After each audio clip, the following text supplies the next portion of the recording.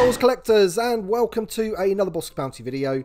So in this video we're going to be taking a look at all of the reveals from the Hasbro panel at Star Wars Celebration. Now I couldn't find an official stream at the time, so a big thank you to Lando Griffin from the Vintage Collection Facebook group for streaming the whole thing live as it happened.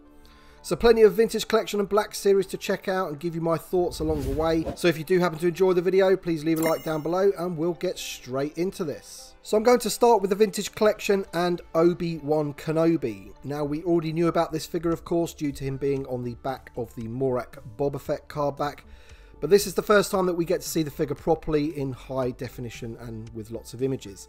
The figure itself looks really good and is a decent representation of how he does look in the show. By the way, I did actually enjoy the first two episodes of Obi-Wan. I thought it was pretty decent, much better than the Book of Boba Fett for sure. He does come with a soft goods robe and also includes the mini droid Lola, which of course if you've seen the show you'll know who that is. The figure also comes with two other accessories, a lit lightsaber and a lightsaber hilt, which is good to see because we've had some figures recently for Jedis which haven't come with the unlit lightsabers, but this one does, which is awesome.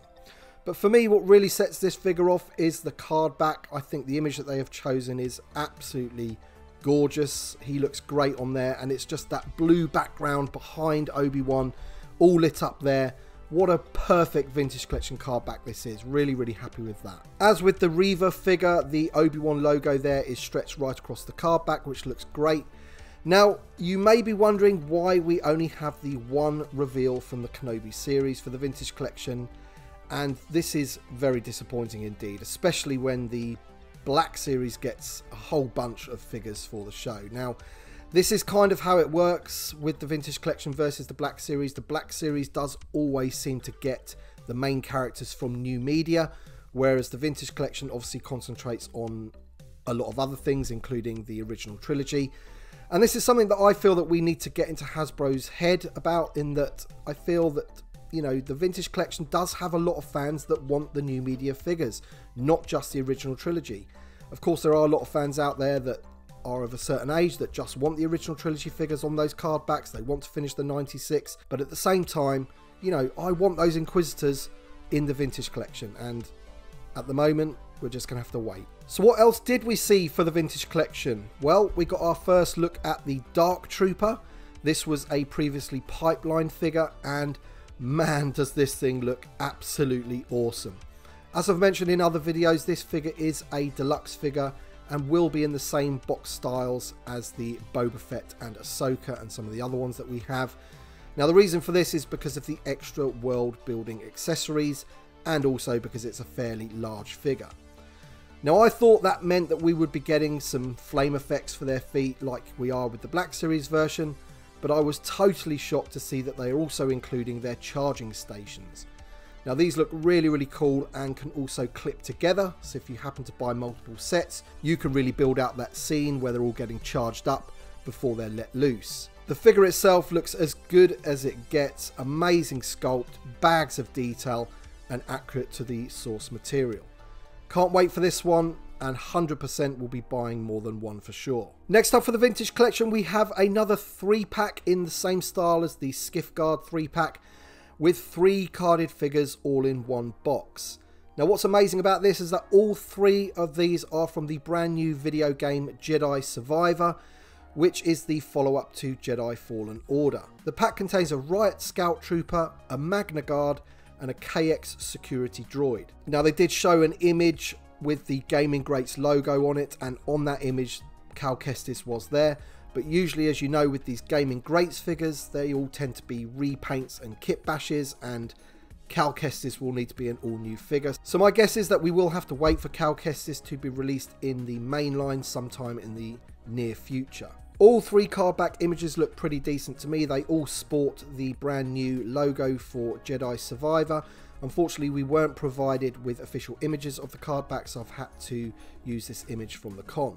As I mentioned, the figures for the Gaming Greats line do tend to be like kit bashes or repaints, and this is the same with these 3 figures. So we do have the KX droid, which is a repaint of K2SO, but he does have a newly sculpted backpack. Same for the Scout Trooper, same figures we've had before, but he has a newly sculpted Riot shield. And also we have the Magna Guard, and this one is going to be the missing VC 188 figure.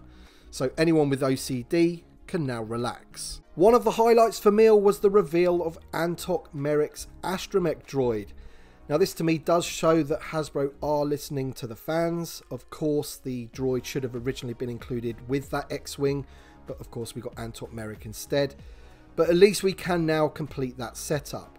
Now just like in the movie, the droid has the red body and headpiece which looks very similar to R2-D2, but we also do find out his name. Apparently he's called R2-SHW.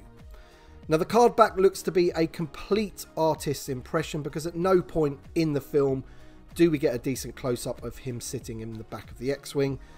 And also, unfortunately, once again, they did not provide an official image of this, so I've just used one from the con. But it's great to get another figure from Rogue One and another card back to add to the collection.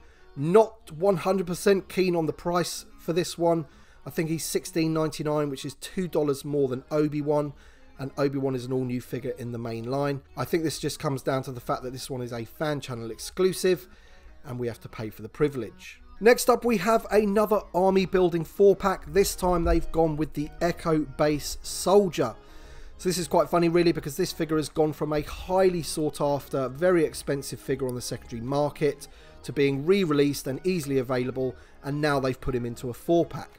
Now this doesn't bother me whatsoever, because I love this figure and getting 4 different ones is awesome. As always with the human characters, each one has a different head, 2 using portraits from the movie.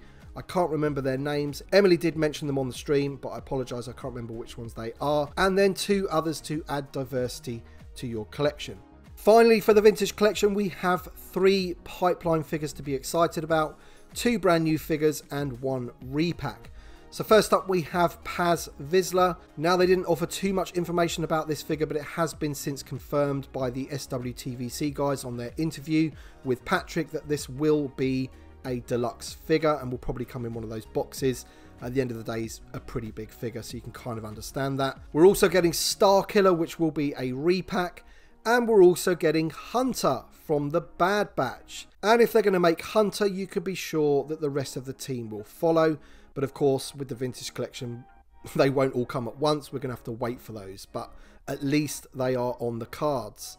Before I talk about the Black Series, we have one retro collection to talk about, and it's another pop art prototype effort.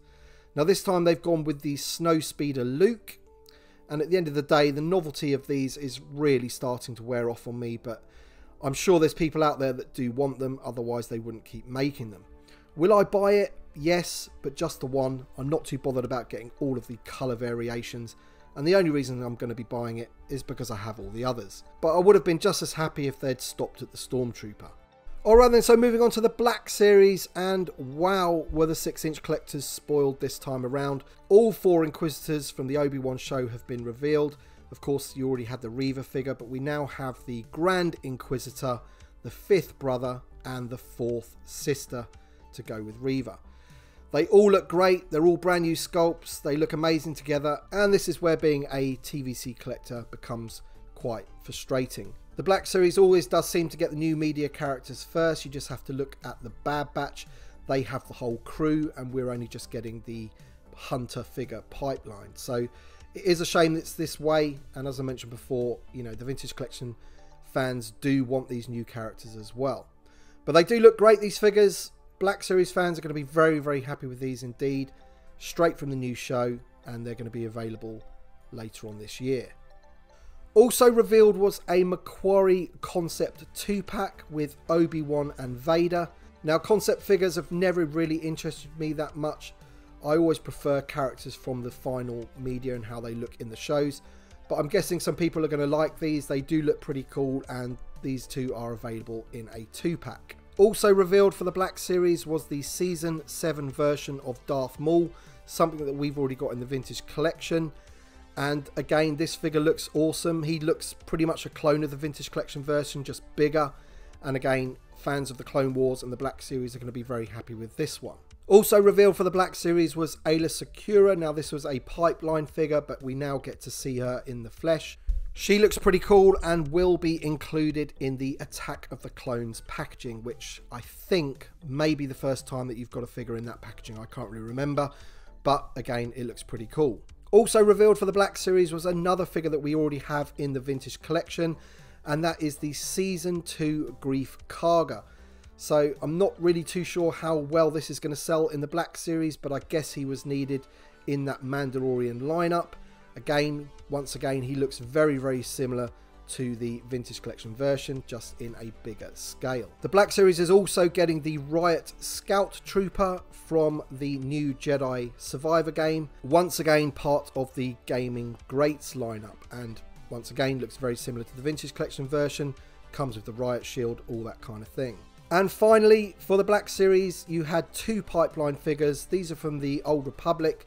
We have Darth Malik and Bastir Shan. So two decent figures coming up next year. Apart from that, also for the Black Series, there was a new helmet revealed. This one is the Artillery Trooper.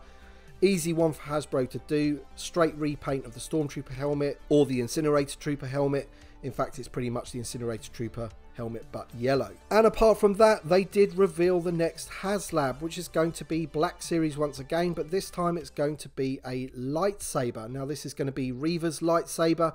I think it can also double as the Grand Inquisitor's lightsaber. This isn't for me. At the end of the day, I think any lightsaber released in the Force Effects line should be straight to retail. I don't really see how this is going to be a HasLab. We'll have to see how it goes. It's priced at $500, and they have said that there will be no tiers for this, so it's $500 straight, and that's all you're getting, the lightsaber. So if you're into these lightsabers and you're going to pick it up, then great. They're not really for me. I'm not really into the lightsabers anyway, and I certainly wouldn't be spending $500 on a HasLab version. Come on, Hasbro, please reserve the HasLab projects for larger vehicles for the vintage collection. It really is that simple. We need sandcrawlers, we need cantinas. This really is, for me, the things that they should be doing for HasLab. Not lightsabers, not Cookie Monsters, and not 6-inch Rancors. But that's just my opinion. Anyway, guys, that's it for this video. I hope you enjoyed all of the reveals from this year's celebration. There is another day or so of it, so maybe there might be some more stuff to come. But that is all of the stuff from the main Hasbro panel. Drop a like down below if you've enjoyed the video. Thank you so much for watching, and also thank you to my Patreon supporters and channel members for supporting the channel in the way that you do. It really, really is appreciated. Thanks for watching, guys, and we shall see you on the next one.